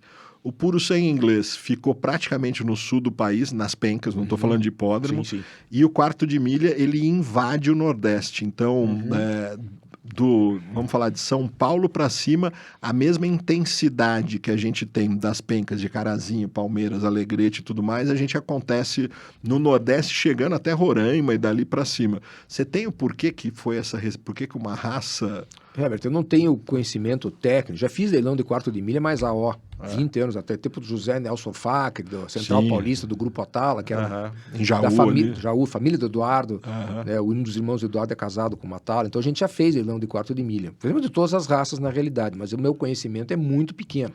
Mas eu vejo assim, gritante. Você tem as pencas para o sul, nós estamos falando das pencas de inglês. Isso. E para o norte, as pencas de quarto de milha. Eu sei, inclusive por amigos meus que têm PSI também, que no Ceará, por exemplo, o quarto de milha é muito forte. Tem pencas, fortíssimo. isso, leilões e pencas muito fortes, né? Então, a gente vai ter aqui, já está aberto o convite, o Patrick do Ara Germano, o Rafael Leal, todos eles eu quero convidar para estar aqui exatamente para a gente poder abranger esse mercado todo e tentar entender. Mas para mim o Brasil está dividido nisso, puro sangue, penca, não estou falando hipódromo, penca no sul do país e o quarto de milha penca no nordeste e norte do país. É muito interessante como que as raças se dividiram. Né? Agora vamos falar um negócio. Puro sangue inglês, velocidade. Esse DNA, esses cavalos fantásticos que nasceram e que começaram na reta e vieram para o hipódromo. Esse movimento, ele ainda continua acontecendo? Você me conta assim, vários cavalos estreiam nas canchas retas Brasil afora e tem total capacidade de vir para o hipódromo e fazer sucesso? Sem dúvida nenhuma. Isso ao longo do tempo aconteceu muitas vezes. Eu acho que a melhor cavalo de quarto de milha que eu vi correr pessoalmente, e inclusive fisicamente era um colosso, de todos os tempos, foi a Emma Brook. É uma égua que veio para cá, ganhou um clássico estreando aqui um grupo 3, depois ganhou velocidade campeão em São Paulo. Tá falando por sangue inglês. Sim, saiu da cancha reta e veio para cá. Existe um outro cavalo, Nerge Seller, que é do Aras Belmonte, também do Dante, que tinha corrido algumas pencas, eu acho que em São Borja, não lembro mais, e estreou aqui em São Paulo num grupo 1. E ganhou esse grupo 1. Um fato inédito, eu acho que no mundo inteiro. Estreou num grupo 1 e ganhou o grupo 1. E eu estava com esse cavalo vendido por $400 mil e acabou não saindo o negócio. Mas é outra história. Então, e hoje isso acontece frequentemente. O Eletrizante Dólar, que é o recordista dos 1.000 metros na grama no Rio, que ganhou o Internacional de Velocidade Campeão em São Paulo no ano passado, é um cavalo que tinha corrido penca, correu várias pencas, ganhou, perdeu. O movimento inverso é muito difícil? Acontece, mas o cavalo de prado é comprado esse comércio entre cancha reta e prado é muito frequente, tanto de um lado quanto do outro. O pessoal de cancha reta compra cavalos ligeiros no Jockey Club para correr pencas de pradeiros, que eles chamam. Que são pencas geralmente de cavalos mais velhos, de 3 e mais anos, e que reúnem muitos cavalos de Jockey Club para correr em distância menor. Que pode ser um cavalo que tem uma explosão fantástica e que nunca terminou com vitória uma corrida de 1.000 metros. Pode ser isso? Mas para correr uma penca de 400, 500 metros a hora. Então esse comércio tem tanto de um lado quanto do outro. E cavalos de cancha reta, nosso último leilão, a semana passada, vendemos um égua só, nem chegou a correr, mas só treinamento de cancha reta, vai vir correr depois no hipódromo. Porque são cavalos muito prontos de partida, ganham fácil, porque são muito velozes, entendeu? Então correm 1.000 metros, já saem na frente dos outros, não dá tempo de recuperar. E tem sucesso, né? Dependendo do pedigree. Vou te servir um pouco por mais. Por favor, tá muito bom. Aproveitando que nós estamos no Servindo de Vinhos, vamos agradecer os nossos apoiadores. Loyal Vinhos, é uma importadora fantástica. Quem estiver aqui em São Paulo, acabaram de inaugurar uma loja a poucos metros daqui do nosso estúdio na Vila Olímpia, uma loja fantástica, eles têm profundo conhecimento para pinçar rótulos especiais, principalmente da Europa. Esse o Ale, é fantástico. Esse nós estamos tomando, um francês, um rosézinho francês, assim, muito gostoso, mas bom. A Loyal traz Portugal, Espanha, Itália, França, fazendo algumas coisas também aqui na América do Sul, com Mendonça, Chile, e inclusive desenvolvendo uns rótulos de espumante nacional, principalmente para o mercado de festa e tudo mais. Loyal Vinhos, meu nosso muito obrigado. E parabéns. Não, eles são fantásticos e obrigado por apoiar isso. É exatamente o que a gente precisa de empresas fora da indústria do cavalo de corrida, entendendo que tipo de interlocutor a gente vai ter, quem vai estar assistindo esse conteúdo, que é fantástico para isso. Vou aproveitar e falar dos outros apoiadores, vou usar também a nossa Track Capital. A Track Capital é uma boutique de investimentos que cuida de toda a tua vida financeira 360. Inclusive, você muito ativo no mercado de exportações, você pode contactar eles para abrir uma offshore, receber dinheiro lá fora, trazer dinheiro para aqui. Os caras são especialistas em tudo. tanto também no processo de M&A, estruturação de fundo de investimento, tudo. Eles cuidam exatamente de tudo. Teve até um proprietário recentemente que eu indiquei, está fazendo negócio com eles, abrindo uma estrutura offshore para poder fazer um recebimento de um cavalo que estava lá fora. Olha, e tudo que mais. Então maravilha. eles podem cuidar de tudo para vocês. Na sequência, vou agradecer também a Special Trip. essa eu A conheço. Special Trip é uma agência de viagem de turismo de luxo que pode levar você para experiências. Ela é uma agência focada em experiências das mais variadas possíveis, tanto no mundo do motorsport como no mundo da enogastronomia e iniciando também no mundo do cavalo. Então, a gente vai ter viagens fantásticas acontecendo, conduzidas pela Special Trip. Todos os nossos 3 apoiadores, eu fico muito satisfeito de estarem todos eles posicionados fora da indústria do cavalo e enxergando o potencial desse nosso mercado, nesses interlocutores. Voltando, então, vamos lá. Estamos falando de como que a pessoa pode se introduzir nisso, nesse processo todo. Me explica. Quero comprar um cavalo. O que eu tenho que fazer? Abrir um cadastro? Como que ligo para vocês? Entro em contato com vocês? E inclusive, porque as pessoas nem todo mundo conhece, como que é a venda do cavalo, o parcelamento? Explica esse processo, faz um educativo. O mercado puro sangue inglês está concentrado em 3 agências. São 3 agências que estão há muito tempo no mercado. A nossa está há 43 anos, os nossos co-irmãos estão há mais de 44, 45 anos no mercado. E prestam um ótimo serviço, todos prestam um ótimo serviço, quer dizer, quem quer entrar no Turf pode entrar em contato com qualquer uma delas, todas têm site, todas têm leilão, se é uma pessoa nova, ela vai ter que fazer um cadastro, onde um dos pontos importantes são as referências e tudo mais, é um cadastro normal. Eu passei por isso, né? Você pergunta. Sim. Quem é esse maluco que está vindo aí? A tua referência foi o Naninho, não podia ter sido melhor, enfim. E aí sim, você está apto a comprar o cavalo. Os leilões no Brasil, todos eles, de treinamento, de reprodução, de potros, é 15 parcelas, uma mais 14. Então, vejam bem, quando vocês forem assistir um leilão, o lance é na parcela, certo? Multiplica por 15. Então, você está lançando R$1.000, você está comprando, na verdade, um cavalo de R$15.000. Então, o valor do lance apresentado é na parcela multiplicado por 15. Isso, sem juros, sem correção. Você paga uma taxa de comercialização para a agência e o leiloeiro de 8%. E é basicamente isso. Você paga uma transferência de propriedade. Você vai registrar esse cavalo no cartório do Puro Sangue Inglês, que é BCPCC, para passar do nome do vendedor para o seu nome. Você tem que ter um cadastro no studbook, uma farda, um registrado, um nome de proprietário. Pode ser o teu nome de pessoa física, pode ser um aras, um estúdio, uma codelaria. Você escolhe.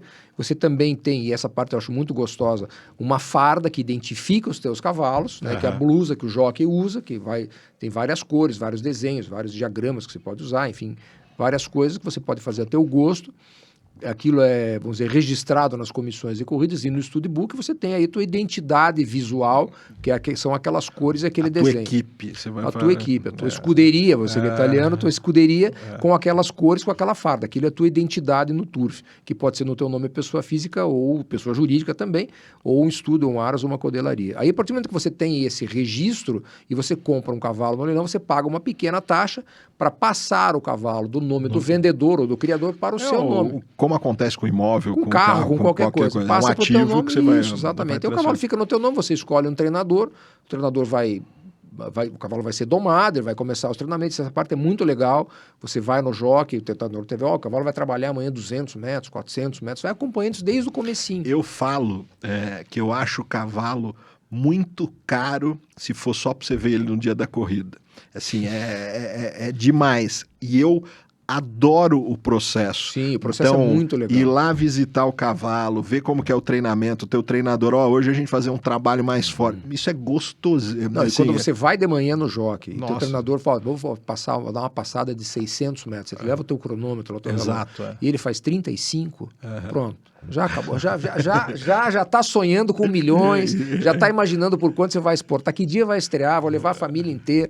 Então esse processo é muito gostoso. Às vezes ele faz 38 e fica aquela dificuldade, mas mesmo assim tem chance. Aí entra a genética, entra o tempo, tem cavalo que madura mais tarde, mais tardio, tem cavalo que prefere grama e trabalham só na areia, tem pedigrees de distância mais longa, não vou mostrar cedo em distância curta, aí tem várias variáveis que você tem. Mas via de regra, Um cavalo que passa pela primeira vez 600 metros e faz menos de 36, ruim não vai ser. Ou seja, você vai ganhar a corrida com ele, você vai ser feliz com ele. Eu acho isso muito interessante para as pessoas entenderem que o processo de acompanhamento desse cavalo até a corrida é muito gostoso. Muito. E aí você pode ir de tarde, as cocheiras abrem 3h30, 4 horas, você vai de tarde, se quiser levar açúcar, cenoura, ou simplesmente ir lá olhar teu cavalo. Aí isso você pode ir todo dia, se quiser, entendeu? É muito legal. E para quem tá... Vamos falar de hipódromos, não tem a capacidade de relatar todas as canchas retas, Sim. mas os hipódromos ativos no Brasil, já que a gente vai falar para o Brasil inteiro. Vamos começar descendo para... Ceará tem alguma coisa? Tem. Ceará ativo.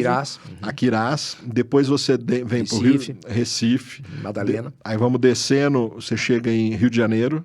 A Gávea, que hoje é o carro-chefe do turf brasileiro. Hoje as principais provas e o hipódromo mais pujante, que paga os melhores prêmios no Brasil. Aliás, os prêmios do Rio estão muito bons. São muito bons. Muito bons. Os prêmios do Rio estão equivalentes, se não tiverem um pouquinho melhores, se você for o criador do animal, um pouquinho melhores que Uruguai e Argentina, inclusive, para potros.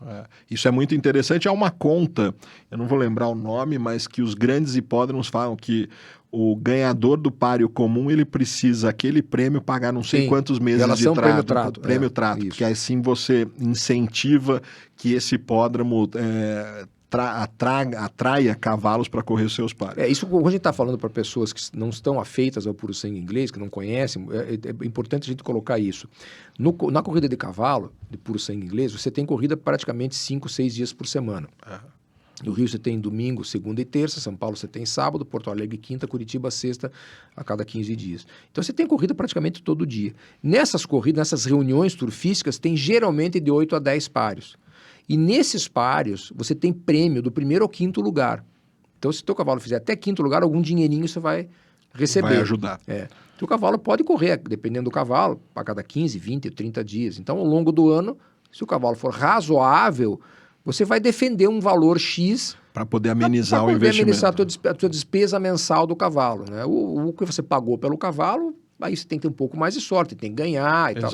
Mas pelo menos a manutenção dele, com um pouquinho de sorte, ou se você não tiver muito azar, ele for um cavalo sadio, você vai se defender, você não vai ter uma despesa muito grande, né? Porque tem a premiação até o quinto lugar.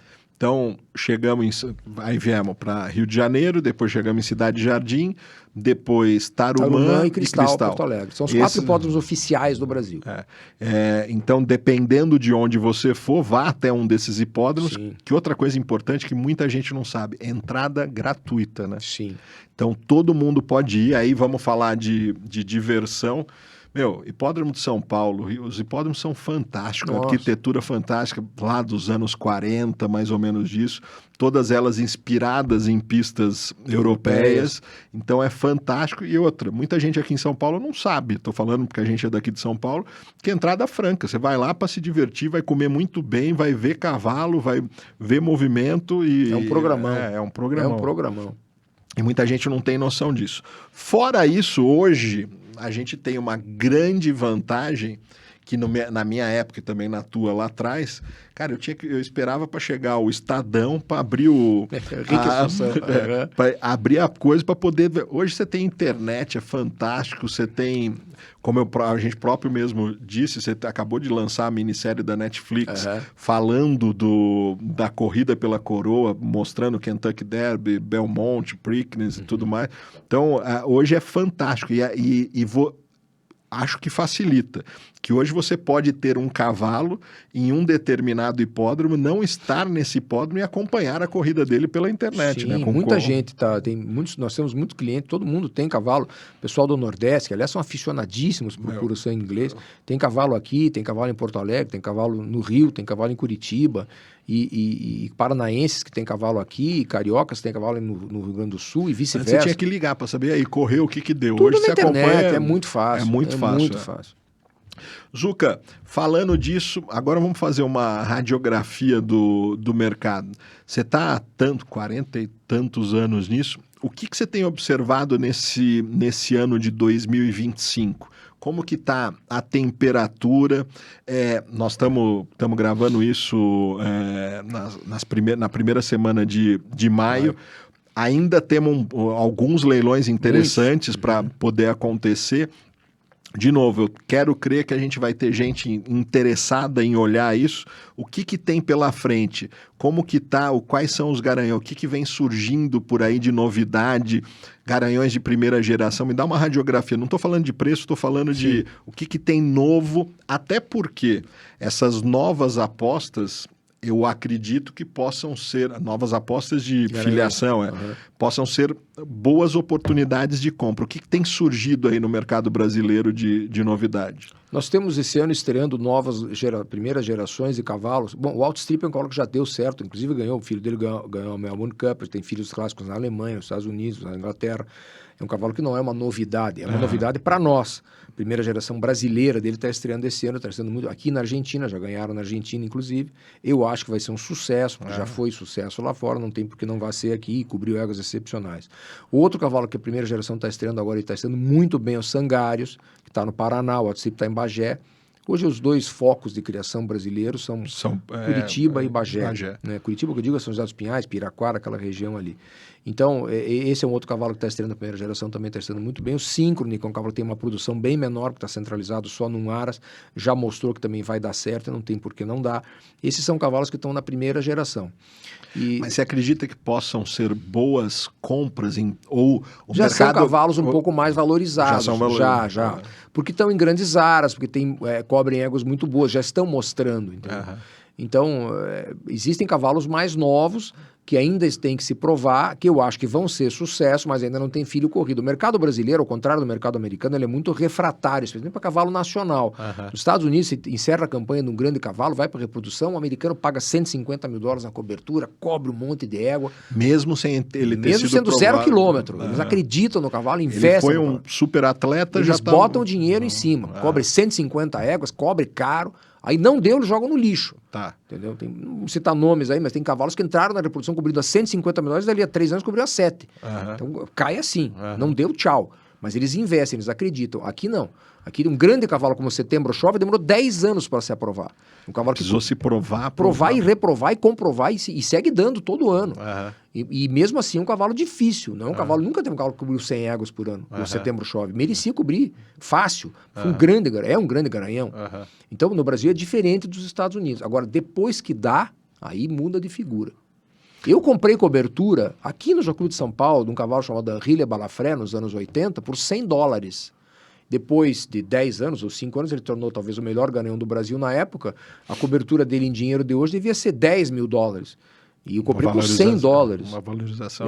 Porque as pessoas querem ver a boca do baralho. Primeiro, querem ver o resultado. Zuca, outra pergunta. Eu sei especificamente por causa desse caso, dessa minha égua que eu comprei, que é a criação tua, que vocês trabalham bastante organizando condomínios de garanhões e trazendo esses garanhões para o Brasil. Sim. Como começa esse processo? Um grupo, você pinça isso eu sei porque vocês estão toda hora anunciando e trazendo coisas novas, sangue novo.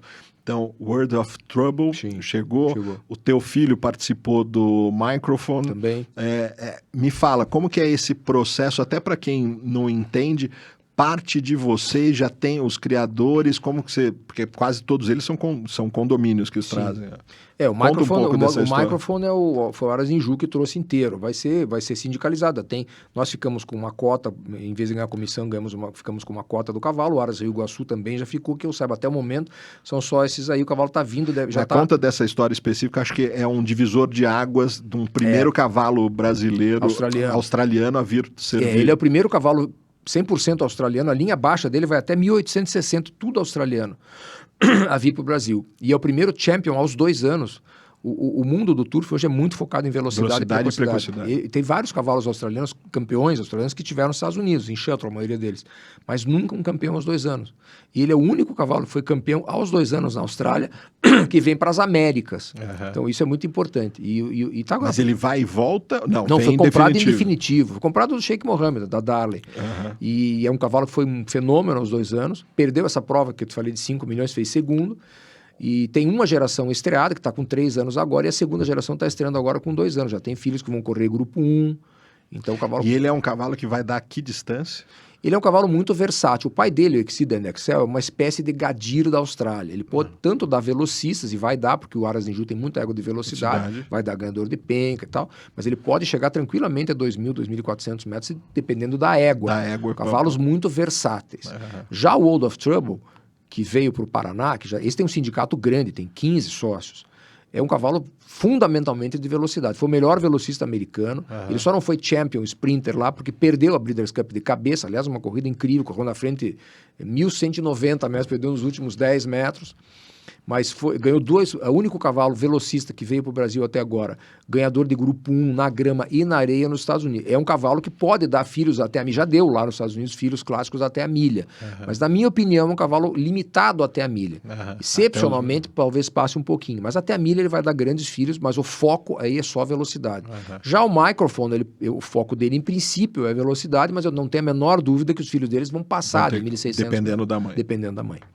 Vocês sempre estão envolvidos nesse processo, né? Inclusive, a minha égua que eu acabei comprando, ela veio do Son of the Parts, que vocês também estavam envolvidos. Infelizmente morreu. Né? Que cavalo excepcional, né? Sim, foi um grande velocista mesmo. Eu não conheci, mas era lindíssimo. O Adriano me passou um filme dele, era um negócio cavalo fora... poderoso, um cavalo preto, muito ligeiro, uma pena ter morrido.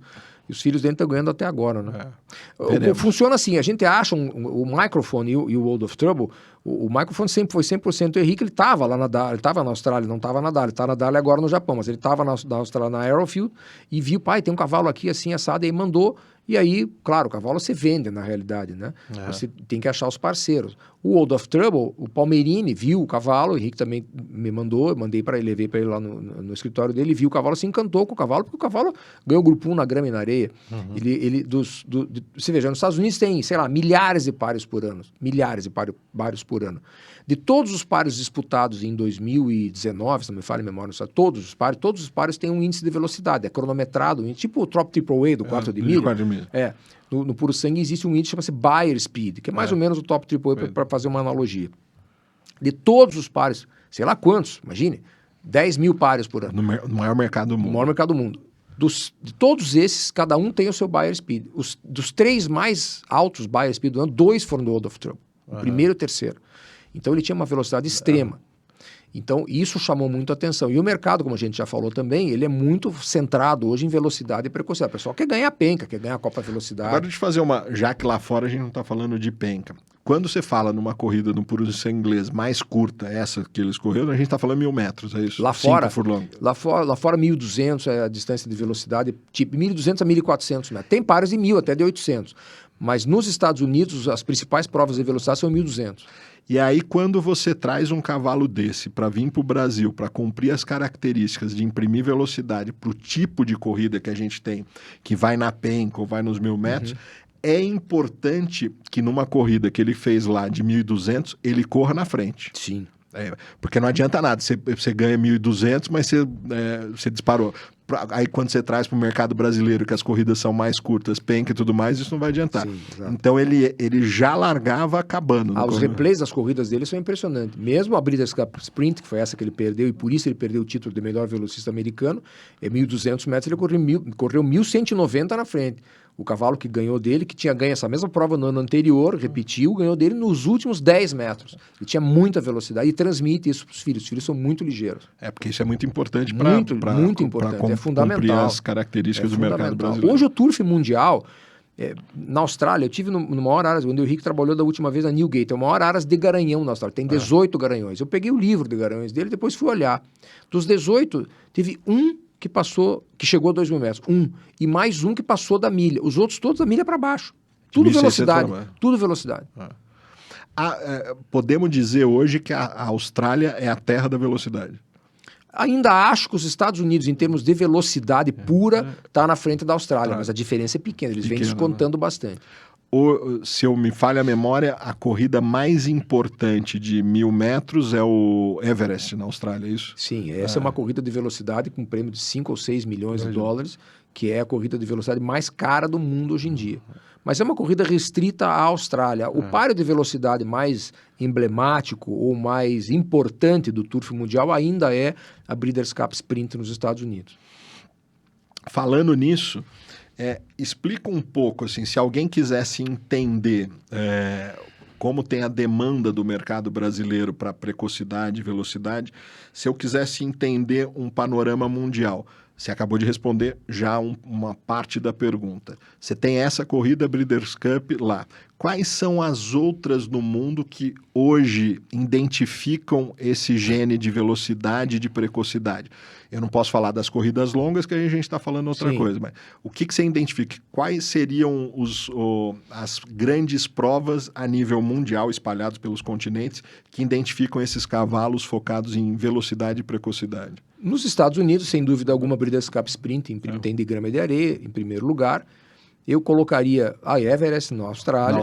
A Dubai Golden Shahin, Dubai, são $2 milhões para o ganhador. A gente já correu esse páreo lá com a Cacique Bar, ele deu uma tremedeira. Porque eu estava vendo de binóculo e ele fala... Peraí, me conta essa história, então conta desde o início. A égua que a gente tinha, chamada Cacique Bar, estava invicta na areia. Correu 8 no Brasil, ganhou 7. Aqui? Em Curitiba e São Paulo. 7 na areia, só perdeu na grama.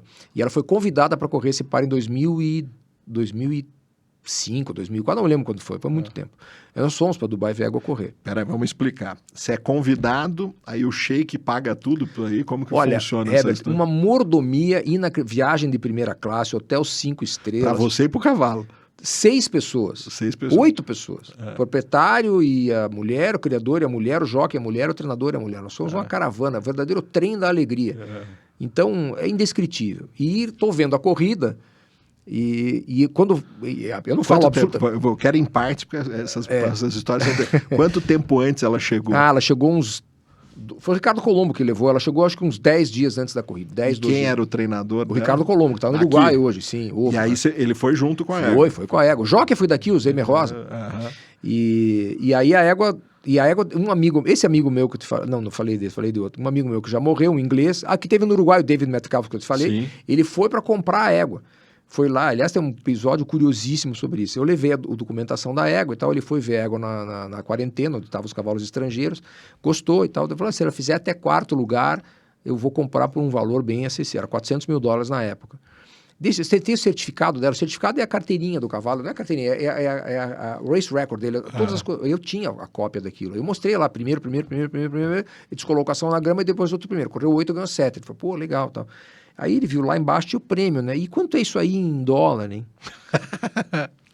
Herbert, ela já ganhou 7 grandes prêmios no Brasil. 7 grandes prêmios e dava $40 mil. Eu fiquei com uma vergonha de falar aquilo para ele. Tá 40 mil. Eu falei baixinho, $40 mil. Eu falei, quanto? $40 mil. Ele olhou para mim, sabe? Uma sensação tão ruim. Mas enfim, aí tô vendo a corrida lá, larga e o cara fala, ele não falou uma palavra de árabe, só palavrões, 2 ou 3.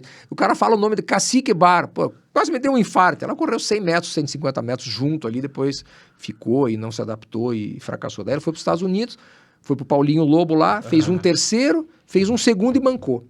Daí eu vendi ela para Aras das Estrelas aqui no Brasil. O Aras das Estrelas, que é do Raul e do Ricardo Lima e tal, trouxe a égua de volta para o Brasil. Ela teve bons filhos na reprodução, filhos clássicos, inclusive. Eu lembro de uma história, até falando com o Tolu recentemente, Tolu, um dos mais proeminentes treinadores nossos, quando eu estava de passagem, eu não vou lembrar que ano que é isso, mas com certeza é antes do ano 2000. Estou lá de passagem pelo Jockey, uns amigos de mercado financeiro compram um cavalo, sei lá, 4, 5, eu não sei se você vai lembrar, Nikolaev, que é então convidado aí, eles participam exatamente desse mesmo processo. Nessa época que a gente foi, era tudo de graça. Os táxis do Jockey, que levavam a gente pro Jockey, eram todos Mercedes ou Jaguar, e você entrava no táxi na frente do hotel e dizia Dubai World Cup, não pagava nada, nem para ir nem para voltar. Hotel de graça, comida, o hotel que a gente ficou tinha 8 restaurantes. É um desbunde, trouxe somente das 1001 noites. É uma festa no deserto, o pessoal que já foi, bastante gente foi, é uma coisa sensacional. Sheikh Mohammed desce de helicóptero.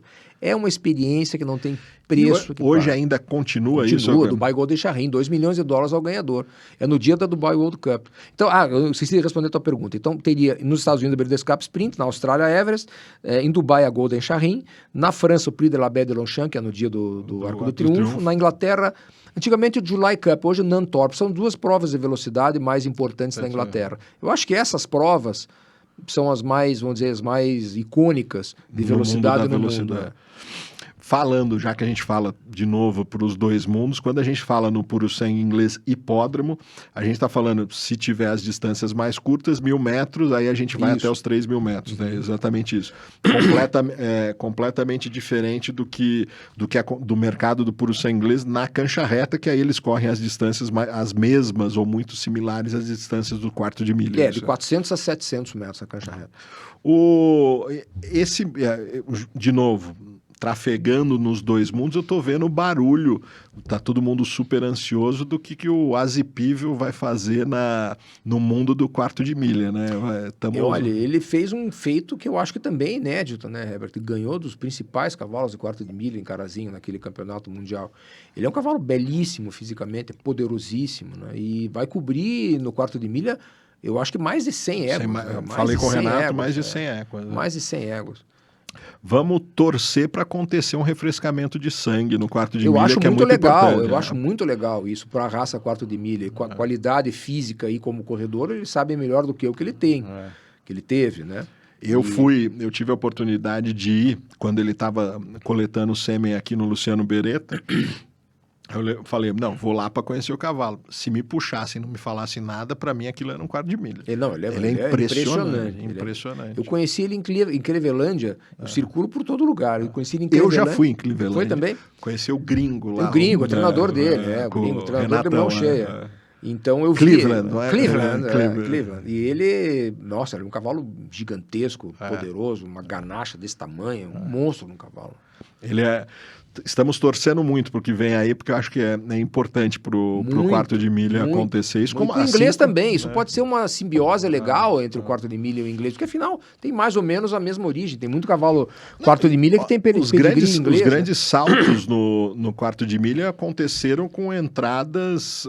Favorite Trick, né? Favorite Trick, Beduíno, vários disso. Então acho que é muito interessante e acredito que a turma do quarto de milha recebeu esse cavalo de maneira muito... E é uma coisa interessante, porque, por exemplo, você falou ainda pouco do Beto Abdala. O Beto Abdala é cotista do World of Trouble. Ele é cotista do World of Trouble. Provavelmente, será que ele vai usar e o próprio Paulo Pelanda, onde o cavalo está alojado, ele está alojado no Rio Grande do Sul, Paulo Pelanda tem cavalo quarto de milha, tem cavalo bom, ganhou. Agora, se ganhou um par importante no quarto de milha, lá em Sorocaba. Ganhou o Potro Futuro. Potro Futuro, isso mesmo. Futuro. Essa é uma família interessante, ganha dos 402 aos 2.400. É verdade. E com uma pequena diferença de tempo, né? Porque eles ganham talvez uma das provas mais icônicas no quarto de milha, que é o Potro Futuro, lá corrido em Sorocaba, nos 402 metros.